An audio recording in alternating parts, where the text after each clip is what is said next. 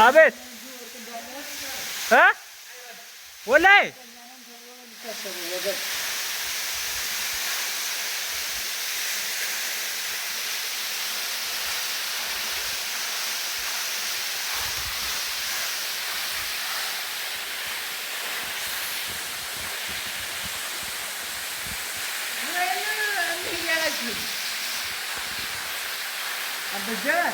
ይሄን አይተዋል። ይሄንን ይሄ ዋናው ነው። ይሄ ይለያል እኮ አይተዋል።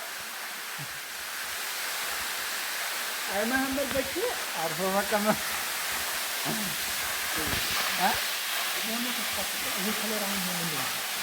ወይኛው ይሄ አይረን በቃ ይሄ ብረት ነው። በርግጠኝነት ቀላል ነው።